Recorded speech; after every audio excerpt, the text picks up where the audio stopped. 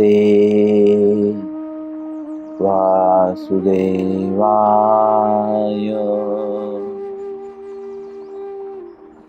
ओम नमो भगवते वासुदेवाय।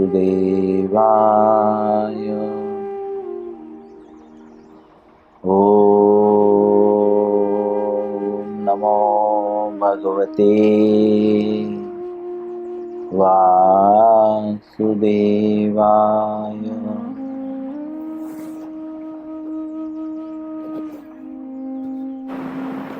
श्री मद्भगवद गीता यथारूप अध्याय 9। अध्याय का नाम है परम गुह्य ज्ञान। श्लोक संख्या 34।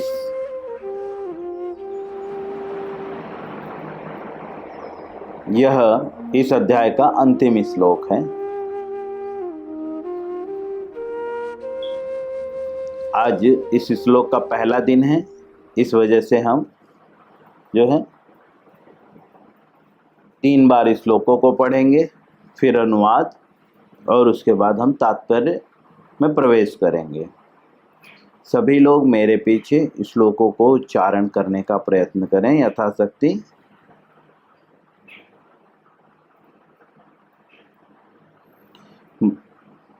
नौवें अध्याय का 34वां श्लोक। मन्मना भव मद्भक्तो मध्याजी मां नमस्कुरु मामे वैश्यस्य युक्त्वेव मात्मानां मत्परायणः। पुनः मन्मना भव मद्भक्तो मध्याजी मां नमस्कुरु मामे वैश्यस्य युक्तव्ये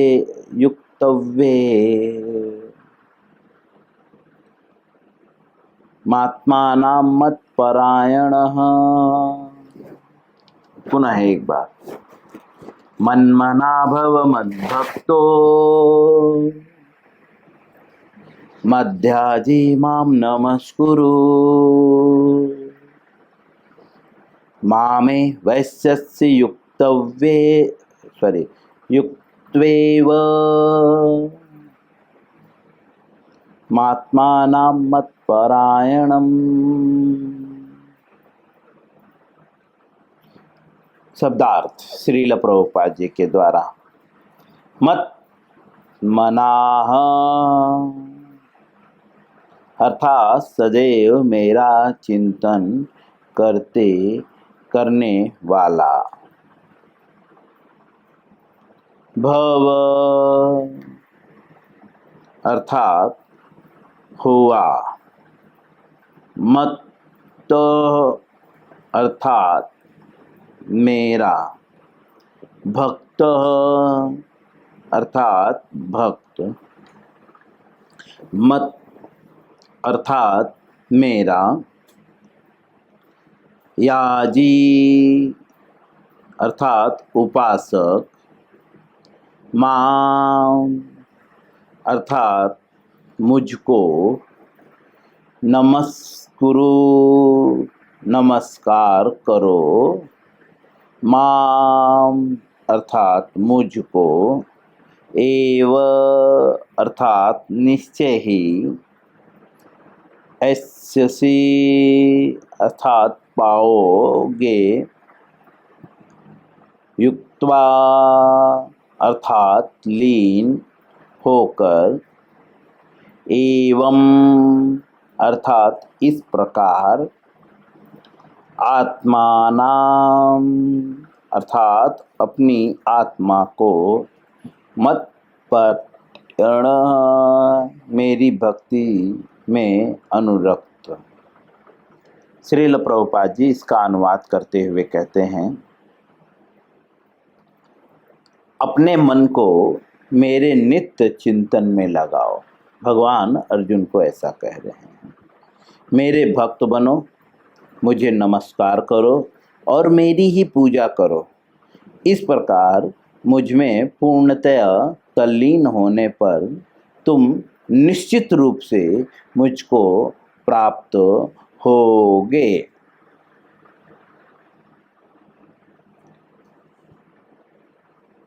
यह श्लोक इस अध्याय का पूरा निचोड़ है।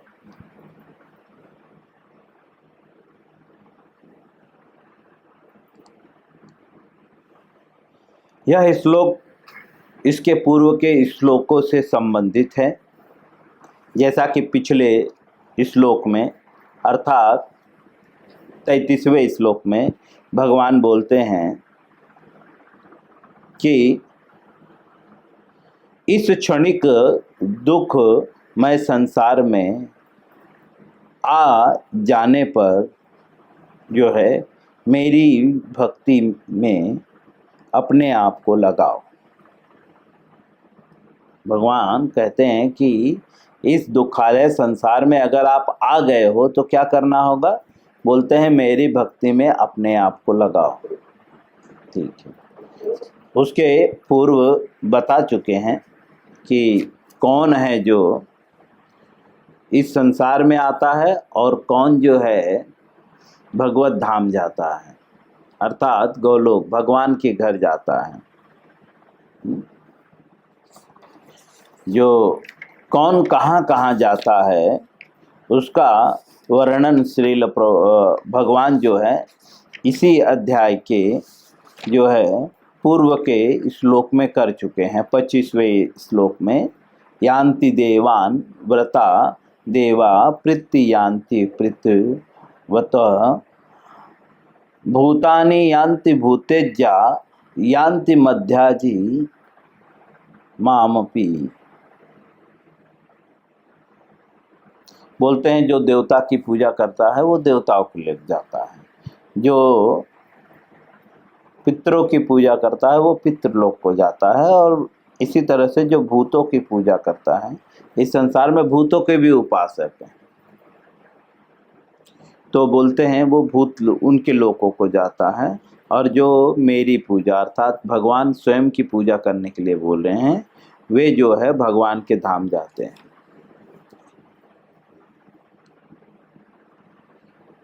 इस श्लोक में स्पष्ट कर रहे हैं, जैसा कि 33वें श्लोक में बोले कि मेरी प्रेमा भक्ति करो, अपने आप को मेरी प्रेमा भक्ति में लगाओ। तो अब अर्जुन के मन में प्रश्न उठा होगा कि आपकी प्रेमा भक्ति में कैसे लगाएं, थोड़ा पुनः बताइए। हालांकि इसके पूर्व भी भगवान बता चुके हैं, लेकिन अर्जुन एक अबोध बालक की तरह जो है भगवान से क्वेश्चन कर रहा है। जैसे कोई अबोध बालक जो है अपने पिता से गुरु से एक ही चीज़ को बार बार पूछता है। हम कभी छोटे बच्चे को टहलने लेकर जाते हैं, पापा वो क्या है? कुछ देर बाद वही चीज़ देखेगा और फिर पूछेगा पापा वो क्या है। इसी तरह से अर्जुन जो है भगवान से ऐसा प्रतीत हो रहा है कि वह कह रहा है कि ठीक है आप बोल रहे हो आपकी प्रेमा भक्ति करें, लेकिन करें तो कैसे करें, वो विधि बताइए। तो यहाँ पे 34वें श्लोक में वो विधि बता रहे हैं, बोल रहे हैं अपने मन को मेरे नित्य चिंतन में लगाओ। हम हर व्यक्ति के मन है ना, हम प्रत्येक कार्य करते हुए बोलते हैं मन नहीं कर रहा है या मन कर रहा है, मन कर रहा है ये खा लो, मन कर रहा है वो खा लो। तो भगवान बोलते इस मन को इधर उधर मत लगाओ। हमारा मन कई विषयों में लगा हुआ है, बट भगवान बोलते हैं अपने मन को नित्य हमेशा हर समय, ऐसा नहीं कि सुबह शाम दोपहर, क्या करो चिंतन में लगाओ। किसके? मेरे नित्य चिंतन में। अर्थात मन को कहीं पे भी मत लगाओ,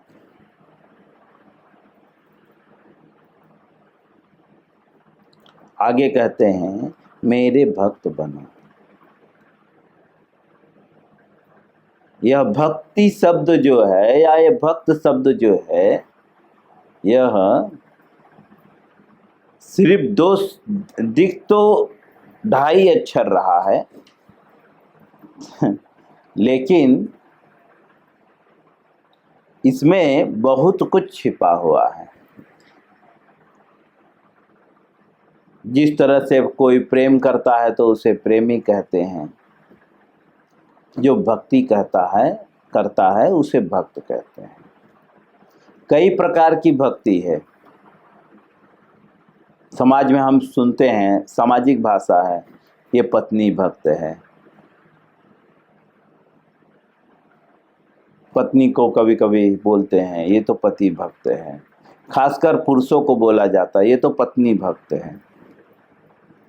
अर्थात वह जो पुरुष है वह प्रत्येक कार्य बिना पत्नी के परमिशन के नहीं करेगा।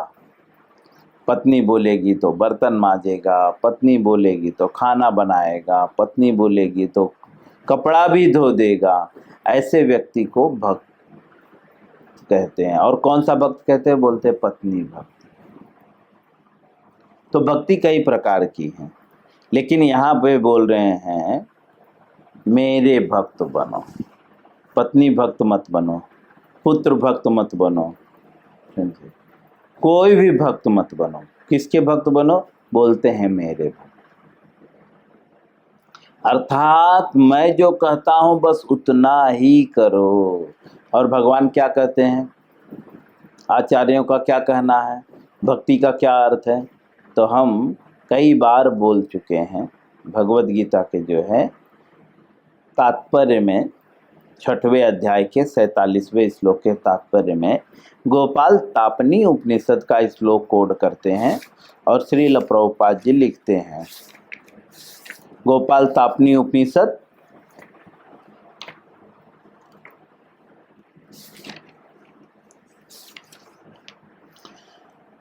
पहले अध्याय का 5वां श्लोक श्रील प्रभुपाद जी लिखते हैं भक्ति का अर्थ है।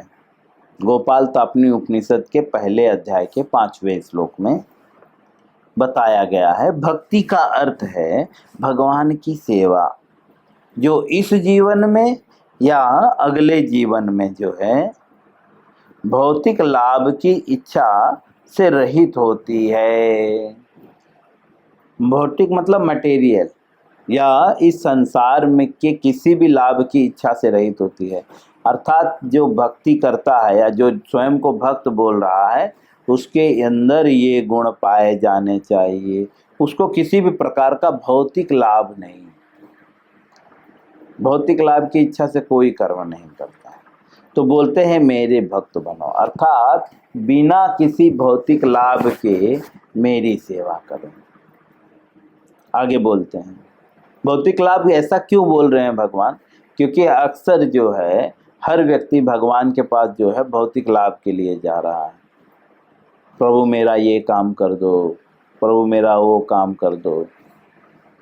कोई शादी को लेकर जाता है, कोई शादी तोड़ने को लेकर जाता है, कोई पैसे के लिए जाता है। अनेकों प्रकार से जो है लोग भगवान के पास जाते हैं भौतिक इच्छा से। भगवान पहले ही क्लियर कर रहे हैं भाई भक्ति का मतलब ये है, और खुद को भक्त बोलते हैं। अरे हम तो कृष्ण भक्त हैं, लेकिन बोल तो दिए हम कृष्ण भक्त हैं, लेकिन पड़े हुए हैं उसी भौतिक इच्छाओं को लेकर। मुझे पैसा कमाना है, मुझे ये करना है, वो करना है, दैट करना है, दिस करना है। यह गलत नहीं है, यह करना गलत नहीं है, लेकिन आप जिस इच्छा से कर रहे हो वह इच्छा गलत है। आपका मन आप उन सारी चीज़ों में लगा रहे हो, वो गलत है। क्यों? क्योंकि यहाँ पे स्पष्ट करते हैं कि मन भगवान के चिंतन में लगाओ और फिर भक्ति करो, अर्थात फिर सेवा करो। आगे बोलते हैं और फिर और क्या करें जिससे जो है हम आपकी प्रेमा भक्ति में लग जाएं, क्या करें ऐसा? बोलते हैं मुझे नमस्कार करो।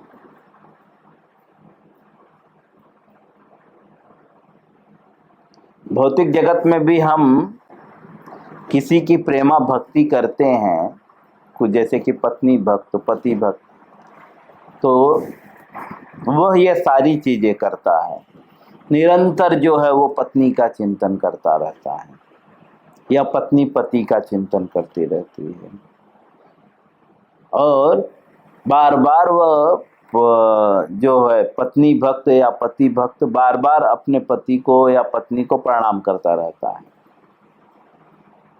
यह मैंने भी कई लोगों को देखा है, मेरा सेल्फ रियलाइजेशन है इस चीज़ का। तो इसीलिए भगवान बोल रहे हैं, देखिए सब कुछ सेम है, सिर्फ पर्पस बदल गया है। हर जगह पे हमने यहाँ वहाँ के लोगों की बातें टालकर भगवान को डाल दिया है बस। तो बोलते हैं मुझको नमस्कार करो, और क्या करो? बोलते हैं मेरी पूजा करो, किसी और की नहीं, मेरी पूजा करो। बल दे रहे हैं यहाँ पे, मेरी पूजा करो। क्यों? क्योंकि मेरी पूजा करोगे तो जैसा कि 25वें श्लोक में कहे हैं, इसी अध्याय के 25वें श्लोक में करते हैं, जो मेरी पूजा करते हैं वे कहाँ जाते हैं? बोलते हैं मेरे पास निवास करते हैं, भगवान के साथ निवास करते हैं जो भगवान की पूजा करते हैं। इसीलिए यहाँ पे बोल रहे हैं कि मेरी पूजा करो। इस प्रकार मुझ में पूर्णतः तल्लीन होकर, तल्लीनता का मतलब है मग्न होकर। कभी छोटा बच्चा खेलता रहता है तो हम बोलते हैं अरे हमारा लड़किया तो अपने में ही मग्न रहता है। मग्न का मतलब उसके सिवा उसके मन में और कुछ नहीं चलता रहता। तो बोलते हैं पूर्णतया, ऐसा नहीं आधा अधूरा, 10 मिनट 15 मिनट मग्न रहना, बोलते हैं पूर्णतः मग्न रहना है। बोलते हैं ऐसा करने से तुम निश्चित रूप से मुझको प्राप्त करोगे या होगे। कैसा करने से? भगवान की पूजा करने से, भगवान को नमस्कार करने से, भगवान की भक्ति करने से, और भगवान के निरंतर चिंतन करने से आप निश्चित ही जो है भगवान को प्राप्त होंगे। लेकिन ये सब करना कैसे है? अपने हिसाब से, अपने मन से नहीं। इसके पहले ही अर्जुन ने शुरू में ही पूछ लिया है, प्रभु हम क्या कैसे करें, किसके आधार पे करें? आपने जो बोल दिया है बस कर दें। बोलते नहीं, तत्विद्धि परिप्रातेन परिप्रश्नेन सेवयः उपदेच्छन्ति ते ज्ञानम ज्ञानिनः तत्वदर्शिनः। बोलते हैं गुरु के पास जाना होगा। कैसे जाना होगा? बोलते हैं तत्विद्धि परिप्रातेन, विनीत भाव से, सरल होकर गुरु के पास जाना होगा। हम गुरु के पास जाते हैं तो कभी कभी अपनी विद्वता झाड़ते हैं, लेकिन यहाँ पे बोलते हैं तीर्ण के समान सरल होकर गुरु के पास जाना होगा। और क्या करना होगा? सेवा करना होगा। उसके बाद परिप्रश्नेन सेवयः, प्रश्न करना होगा। कैसे? बोलते हैं सेवा करते हुए, और जो हमसे होती नहीं है। उसके बाद भी भगवान बोलते हैं तत्विद्धि परिप्रातेन परिप्रश्नेन से उपदच्छन्ति ते ज्ञानम। तब जो है वो आपको उपदच्छन्ति, दच्छन्ति मतलब देना, क्या? उपदेश देना। बोलते उपदच्छन्ति ते ज्ञानम, क्या देगा? ज्ञान देगा। ज्ञान क्या है? हम लोग श्रील प्रभुपाद जी जो है भगवद गीता में लिखते हैं, ज्ञान क्या है। तो मैं आपको पढ़ के ही बताऊंगा। कुछ दिन पहले मैंने सुबह भी भेजा है। श्रील प्रभुपाद जी भगवद गीता के जो है दूसरे अध्याय के 11वें श्लोक के तात्पर्य में लिखते हैं, ज्ञान का अर्थ है पदार्थ तथा आत्मा एवं दोनों के नियामक को जानना। अर्थात गुरु क्या आपको उपदेश देगा, पदार्थ क्या है, आत्मा क्या है, और ये दोनों के नियामक कौन है। उपदेक्षन्ति ते ज्ञानम, इस विषय में ज्ञान देगा। फिर बोलते हैं वो गुरु कैसा होगा, बोलते तत्वदर्शिना ज्ञानिना तत्वदर्शिना, तत्वदर्शी होगा। पर बोलते हैं कि गुरु के पास जाना होगा, विनीत भाव से गुरु के पास जाकर उनकी सेवा करते हुए प्रश्न करना होगा, फिर जाकर गुरु आपको ज्ञान देगा। श्रील प्रभुपाद जी बोलते हैं ज्ञान का अर्थ है आत्मा और शरीर से संबंधित, आत्मा और पदार्थ। ये पदार्थ मतलब इस शरीर को पदार्थ कह रहे हैं, समझे। और इन दोनों के नियामक, आत्मा और शरीर इन दोनों का नियामक अर्थात क्रिएटर, उसको जानना जो है ये एक्चुअल ज्ञान है।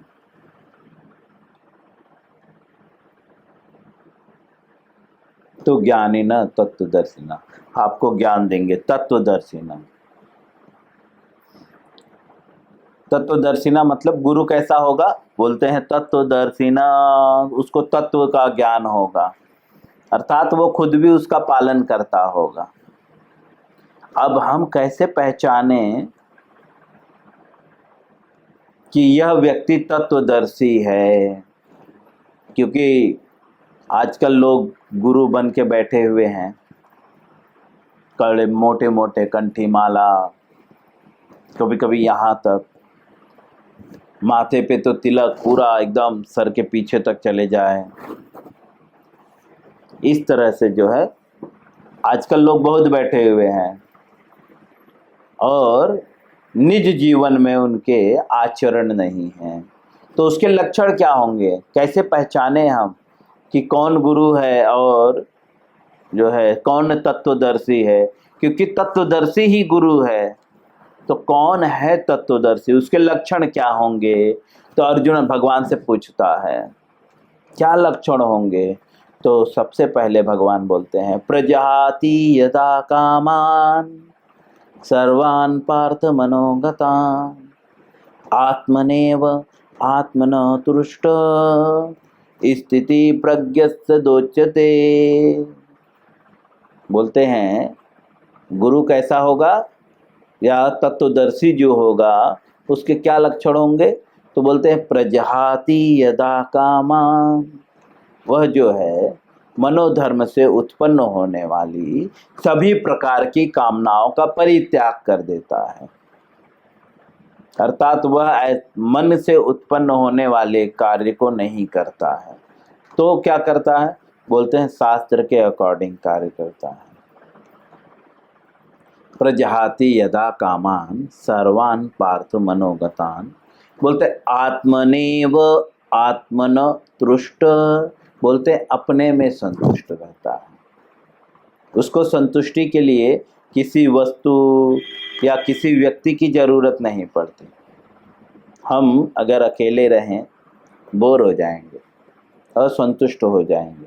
हमें संतुष्टि के लिए वस्तु या व्यक्ति की ज़रूरत पड़ती है, लेकिन वह जो है आत्मनेव आत्मना तुष्ट, बोलते स्थिति प्रज्ञस्य दोच्यते, जो आध्यात्मिक चेतना में लीन व्यक्ति है उसके ये लक्षण हैं।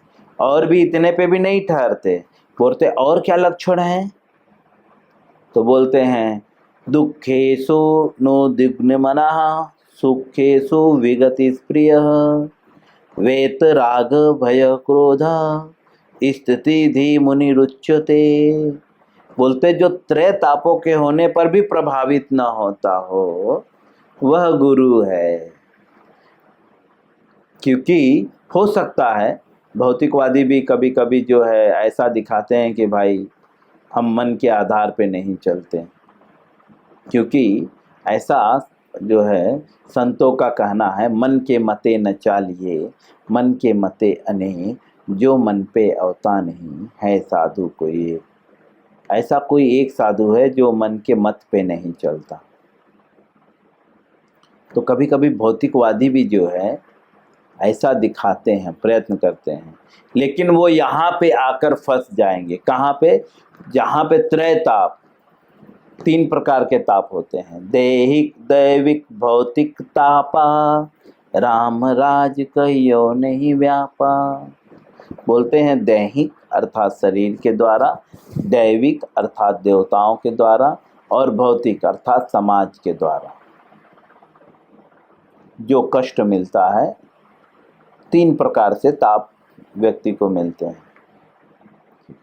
बोलते जो त्रय तापों के होने पर भी प्रभावित नहीं होता, अर्थात अगर उसे बीमारी भी हो गई है तो भी वो उससे इफेक्ट नहीं होगा। लोग उसे गाली भी दें तो भी उसको प्रभाव नहीं पड़ेगा। यहाँ तक कि देवता भी उसे त्रास दें तो भी उसको प्रभाव नहीं पड़ेगा। यह लक्षण है गुरु के। ऐसे बहुत सारे लक्षण हैं, समझे। ऐसा कवि का कहना है, 7 समुद्र की मथि करूं लेखन सब बनराज। ठीक, आगे लिखते हैं कि मतलब अर्थात 7 समुद्र की मथि करो, अर्थात ये जो 7 समुद्र हैं, इस लोक पे 7 समुद्र हैं। बोलते उसको मैं स्याही कर दूं। बोलते लेखन ही सब बनराज, पूरे जंगल का मैं जो है किताब बना लूं, समझे, तो भी गुरु के गुणों को लिखा नहीं जा सकता।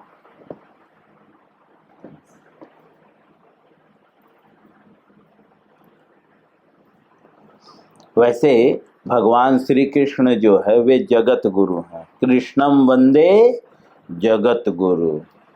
तो जो खुद को गुरु बोलने लगे वह गुरु नहीं है। यहाँ पे जो गुरु शब्द का संबोधन हो रहा है तो वह भगवान को भी इंगित कर रहा है, क्योंकि भगवान के भी गुणों को लिखा नहीं जा सकता। उनमें तो सारे गुण होते हैं, 6 ऐश्वर्यों से पूर्ण है। पराशर मुनि कहते हैं, भगवान किसे कहते हैं? जो 6 ऐश्वर्य से पूर्ण है। ऐश्वर्यस्य समग्रस्य वीरस्य यशस्श्रिय ज्ञान वैराग्यस्यैव। ये 6 प्रकार के ऐश्वर्य हैं, जो इससे पूर्ण हैं उन्हें भगवान कहते हैं, और उनके गुणों को लिखा नहीं जा सकता। मैं आज अनुवाद तक ही रहूँगा। कल हम तात्पर्य में प्रवेश करेंगे और श्रील प्रभुपाद जी के द्वारा इस श्लोक को समझने का प्रयत्न करेंगे। हरे कृष्णा। इससे